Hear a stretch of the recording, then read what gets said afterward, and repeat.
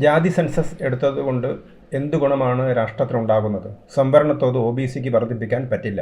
SC/ST വിഭാഗക്കാർക്ക് മാത്രമാണ് ജനസംഖ്യാനുപാതികമായ സംവരണം ഭരണഘടന വാഗ്ദാനം ചെയ്യുന്നത്. അത് അനുച്ഛേദം 330, 332, 343D, 343T പ്രകാരമാണ്.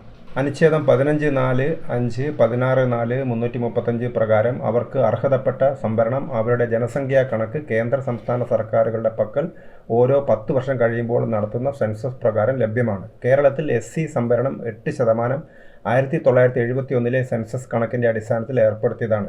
1981 അവരുടെ ജനസംഖ്യ 10% വർദ്ധിച്ചിരുന്നു. പക്ഷേ കഴിഞ്ഞ 44 വർഷമായി SC സംവരണം 8% തന്നെ LDFും UDFും അങ്ങനെ നിലനിർത്തി പട്ടികജാതിക്കാരെ വഞ്ചിച്ചുകൊണ്ടിരിക്കുകയാണ്. 1981 മുതൽ അവർക്ക് നഷ്ടപ്പെട്ടിട്ടുള്ള 2% സംവരണം നേടിയെടുക്കാൻ കഴിവില്ലാത്ത പട്ടികജാതി സംഘടനകളും നേതാക്കളും ജാതി തിരിച്ച് ജനസംഖ്യാ കണക്കെടുക്കണമെന്നാവശ്യപ്പെട്ട് ജാഥകളും സമ്മേളനങ്ങളും നടത്തി. ഇനി ജാതി സെൻസസ് ആവശ്യപ്പെടുന്ന SNDPക്കാരുടെ കാര്യം നോക്കാം. 1971 മുതൽ കേരളത്തിൽ ഈഴവർക്ക് 14% സംവരണം നിലവിലുണ്ട്. 1971 ജനസംഖ്യാനുപാതികമായി ആണ് അത് നിശ്ചയിച്ചത്. ഇപ്പോൾ ഈഴവ ജനസംഖ്യ 25% ഉണ്ടെന്ന് പുതിയ ജാതി സെൻസസ് പ്രകാരം കണ്ടെത്തിയാൽ അവരുടെ സംവരണം 25% വർദ്ധിപ്പിക്കാൻ സുപ്രീം കോടതിയുടെ 9 അംഗ ഭരണഘടനാ ബെഞ്ച് വിധിന്യായം തടസ്സമായി നിൽക്കുന്നു. കേന്ദ്രത്തിൽ OBC സംവരണം 27%.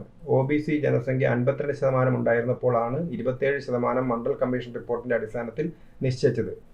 SCക്ക് 15%, STക്ക് 7.5% സംവരണം അന്ന് മുതൽ ലഭിച്ചു വരുന്നു. SC/ST ജനസംഖ്യ 2011 സെൻസസ് പ്രകാരം 25.8% വർദ്ധിച്ചു. അവർക്ക് അതിനായി 4% സംവരണ നഷ്ടം 2011 മുതൽ ഉണ്ടായിട്ടുണ്ട്. അവരുടെ സംവരണം 26% വർദ്ധിപ്പിക്കാൻ സാധിക്കാത്തത് സംവരണം 50% കടക്കാൻ പാടില്ലെന്ന സുപ്രീം കോടതി നിർദ്ദേശം നിലനിൽക്കുന്നതിനാലാണ്. അല്ലെങ്കിൽ 27% OBC സംവരണം 23% കുറവ് വരുത്തണം. അത് ചെയ്യാൻ ധൈര്യമുള്ള ഏക രാഷ്ട്രീയ പാർട്ടി BJP മാത്രമാണ്. മറ്റു പാർട്ടികൾ ഭരണപക്ഷവും പ്രതിപക്ഷവും അതിന് സമ്മതിക്കുമോ? ഇല്ല. അപ്പോൾ പുതിയ ജാതി കണക്കെടുക്കുന്നതുകൊണ്ട് സംവരണ സമുദായങ്ങൾക്ക് എന്ത് നേട്ടം?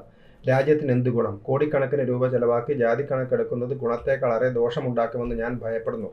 മതത്തിന്റെ അടിസ്ഥാനത്തിൽ ജനസംഖ്യ എടുക്കുകയും ജനങ്ങളുടെ സാമൂഹ്യ സാമ്പത്തിക വിദ്യാഭ്യാസ കണക്കെടുക്കുകയുമാണ് വേണ്ടത്. മതത്തിന്റെ അടിസ്ഥാനത്തിലുള്ള സംവരണം അവസാനിപ്പിച്ച് എല്ലാ മതക്കാർക്കും EWS സംവരണം നൽകാവുന്നതുമാണ്.